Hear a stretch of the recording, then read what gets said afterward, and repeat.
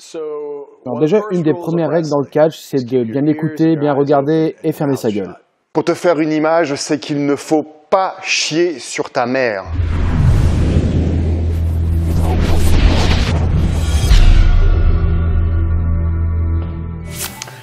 Salut mon Cracky News, c'est Stéphane de l'école de catch Shaya. Dans cette vidéo, DJ Hyde, le grand chairman de la CZW, l'une des fédérations de catch les plus prestigieuses au monde, les plus prestigieuses aux États-Unis. DJ Hyde qui est déjà venu coacher chez nous, que j'ai pu interviewer. DJ Hyde dans cette vidéo va t'expliquer pourquoi il faut fermer ta gueule, pourquoi il faut respecter tout le monde, respecter les grands postes comme les petits postes. En attendant, télécharge tout de suite ici le guide de musculation pour te permettre de te mettre en forme pour commencer le catch ou pour t'entretenir au catch. Voilà, sans attendre DJ, à toi. C'est pas une histoire, c'est vraiment arrivé. Ne croyez jamais quelque chose qu'on a pu voir ou entendre tant qu'on vous le raconte. Il faut le voir pour le croire. Il y a un mec à la WWE, son nom c'est Mark Carrano. Si vous regardez WWE Total Diva ou WWE Network, vous pouvez souvent le voir parce qu'il apparaît souvent sous son propre nom. Il apparaît souvent dans ces émissions-là. La première fois que j'ai vu Mark, en fait, vous le rencontrez dès que vous devenez un talent en fait, du main roster. Et vous devez obligatoirement le rencontrer pour signer les papiers en fait. Et moi à cette époque-là, je ne me rendais pas compte en fait de qui il s'agissait. Pour moi, c'était peut-être juste un assistant, quelque chose dans le genre.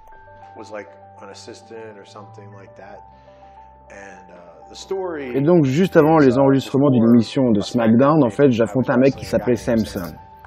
Et Samson, donc, c'est quelqu'un qui mesure plus d'1m85, plus de 150 kg, il est bien baraqué. Et en fait, il m'a fait un body slam et il m'a réceptionné sur ma tête, seulement sur ma tête.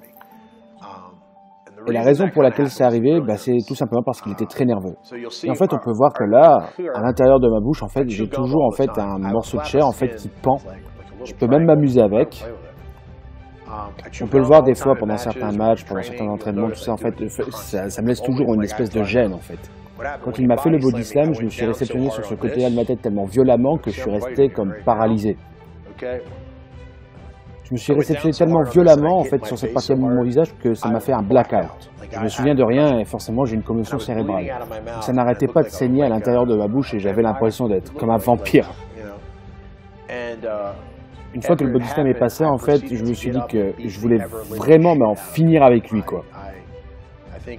Alors, moi, je me souviens de rien, mais on me l'a raconté. Alors, je lui aurais donné un coup de boule en plein dans le nez, et je l'aurais enchaîné en lui donnant plusieurs jatémies après, et je l'aurais frappé, mais vraiment fort. Et après, je l'aurais terminé avec mon lariat, donc, comme façon habituelle, mais là, c'était vraiment dans de mauvaises intentions, quoi. Une fois que le match était terminé, je suis retourné en backstage et puis l'histoire était déjà en train de tourner. Donc j'étais pris en charge par l'équipe médicale et puis ils ont dû me mettre des agrafes dans la bouche. À la suite de ça, j'étais en train de nettoyer le reste et la première personne qui est venue vers moi, c'était The Undertaker. Il est venu me parler et à ce moment-là, je l'avais peut-être vu, 3 fois depuis le temps que j'étais là. Et ça se contentait juste de « Bonjour, je suis ravi de vous rencontrer » et c'était quelque chose de très respectueux entre nous. Et il m'a dit « Je comprends bien que tu dois te protéger et je comprends ce qui s'est passé là sur le ring. » Il m'a dit que j'avais peut-être fait la bonne chose, mais vraiment, c'était pas au bon endroit du tout. Il m'a dit « Hey, t'es blessé, ok, je comprends, mais tu devrais peut-être faire juste en sorte que ça se termine là et que ça n'aille pas plus loin. » Et pourtant, c'est une façon de faire où la CZW m'avait habitué à ça. Là-bas, t'es blessé et hop, tu continues à y aller. On sait qu'on peut être blessé, c'est tout, on doit continuer. C'est réel tout ça, on sait qu'on peut en prendre dans la gueule, on sait qu'on peut se prendre un coup de pied, il faut continuer. Il a continué en me disant « Tu sais, j'aurais sûrement fait la même chose, et on l'a déjà bien vu dans le passé, il a déjà fait des choses similaires. » Et juste après ça, Triple H est venu me parler. À cette époque, Triple H était l'une des plus grosses stars de la compagnie. Et à l'époque, on s'était déjà croisés durant certains séminaires, ce genre de choses, mais je lui avais jamais réellement parlé en fait. Pour moi, c'était juste le genre de mec que je regardais de loin parce qu'en fait, j'admirais énormément ce qu'il faisait. J'admirais vraiment ce qu'il faisait énormément. Et en plus de ça, son passé était assez similaire au mien, au point de vue des entraînements à la rue, de ce genre de choses, quoi. Donc ouais, il faisait partie des genres de mecs que j'admirais énormément, quoi. Donc il est venu vers moi et puis il m'a dit la même chose. Puis après, c'est Mark Carrano qui est venu. Et en fait, tout ce que je savais de Mark Carrano à l'époque, c'était que j'avais signé mon contrat WWE avec lui et rien d'autre. Donc il est venu vers moi, il m'a dit certaines choses, il était très directif dans ses paroles. Et pendant ce temps-là, je continuais en fait à terminer de me nettoyer en fait. Et j'étais toujours dans un état où j'étais très frustré de ce qui venait d'arriver, j'étais en colère. Donc on a continué notre conversation, il m'a dit « Est-ce que je peux vous poser une question ?» J'ai dit « Oui ». Il m'a dit « Pourquoi t'as fait ça ?» Et je lui ai répondu « J'en sais rien ». Et après ça, il m'a fait une leçon de morale en m'expliquant comment être un bon catcheur. Et ça m'a foutu en dehors de moi, mais à un point mais extrême.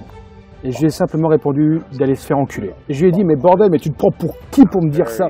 Et sur le moment, c'était inapproprié et non professionnel. Et ouais, ça allait beaucoup trop loin et je lui mettais tout ça en pleine gueule, quoi. Puis bon, vous savez, c'est le genre de mec un peu âgé, assez petit, enfin, vous voyez le genre. Et donc moi, je pensais que c'était un mec, mais insignifiant. Mais en fait, c'était le vice-président de la WWE. C'est le bras droit de Vince McMahon. Vous voyez, il croit en tout ce qu'il dit. Et ça faisait des années qu'il travaillait là-bas. Même sa femme travaille là-bas. Ça doit faire plus de 27 ans qu'il y est. Et tout ça, déjà, ça s'est passé il y a plus de 10 ans. Et entre deux, le business a complètement changé. Il était déjà là.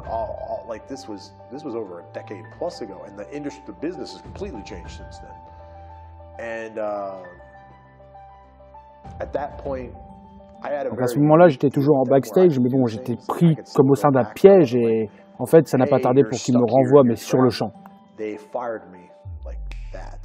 À ce moment-là, je savais très bien que je ne pourrais jamais y retourner. Parce qu'en fait, cette erreur-là que j'ai faite, eh ben, je l'ai fait au premier jour. Et là, d'ailleurs, quand je l'ai raconté tout à l'heure au séminaire, tout le monde me faisait « Ah, mais pourquoi t'as fait ça ?»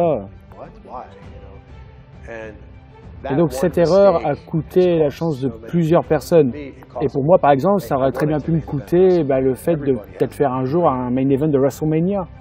Tout le monde rêve de ça, et moi j'ai tué ce rêve juste en ouvrant un peu trop ma gueule. Et ce surtout avec la mauvaise personne. Donc en fait, on ne sait jamais qui fait réellement quoi dans la vie, et c'est vraiment important de retenir ça. Merci DJ, ce sont des valeurs exceptionnellement importantes, et j'en rajouterai une pour te faire une image, c'est qu'il ne faut pas chier sur ta mère. Le pire des crimes que tu puisses faire, c'est de chier sur ta mère, de chier sur l'école de catch qui t'a permis de naître en tant que catcheur. Tu peux ne pas être en accord, être déçu ou tout ce que tu veux, et même chier verbalement sur la structure qui t'a fait sortir en interne, mais dès lors que tu l'exposes, et même là encore, c'est pas très apprécié, mais alors dès lors que tu l'exposes, entre autres sur les réseaux sociaux, c'est que tu es le premier des cons et le dernier des salauds. C'est le pire des crimes que tu puisses faire. C'est-à-dire que tout le monde, il n'est pas con.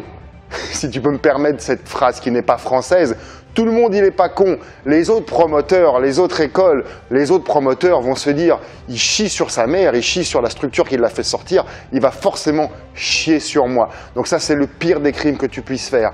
Tu vas tomber dans ce métier où tu vas souvent, très souvent entendre parler les gens en mal sur les autres. Je t'invite vraiment à ne pas le faire. C'est très mauvais pour toi, c'est très mauvais pour ta carrière. Comme le dit DJ... Ne croyez jamais quelque chose qu'on a pu voir ou entendre tant qu'on vous le raconte. Il faut le voir pour le croire. Voilà, donc ce sont les valeurs également que l'on apprend dans notre école de catch. Et si tu veux rejoindre une école de catch, ou encore mieux pour toi, si tu veux rejoindre l'école de Catch Chaya, tu peux remplir ce formulaire, ce questionnaire ici. Tu réponds aux questions et tu choisis le jour et l'heure à laquelle tu souhaites avoir un rendez-vous téléphonique avec moi pour t'orienter, te questionner, pour t'orienter, te renseigner au mieux sur ton projet de devenir catcheur. Dans notre structure, nous formons des catcheurs qui, on le veut, on le souhaite du plus profond de notre cœur, les plus motivés, les plus doués à y lutter sur les rings les plus prestigieux du monde entier.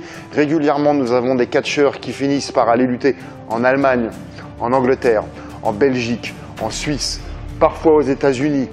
J'en book également sur des coachings de circassiens, des coachings d'acteurs, des coachings de cascadeurs, des coachings d'autres catcheurs.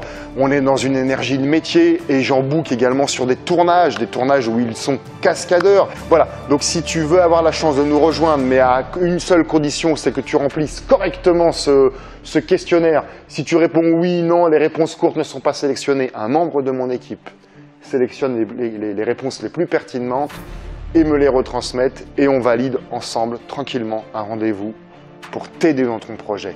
t'orienter. Ce sera le rendez-vous téléphonique le plus important probablement de ta jeune carrière. Voilà, donc sans attendre, je limite les places, contacte-moi et choisis le jour et l'heure de notre rendez-vous. En attendant, si cette vidéo t'a plu, t'a inspiré, partage-la, tag 3 de tes amis qui peuvent être inspirés par cette vidéo. Si ce n'est pas déjà fait, abonne-toi à la chaîne de l'école de catch Chaya, clique sur la clochette pour être informé avant tout le monde de la sortie de la nouvelle vidéo. Et en attendant, n'oublie pas que l'avenir appartient à ceux qui s'enlèvent les doigts.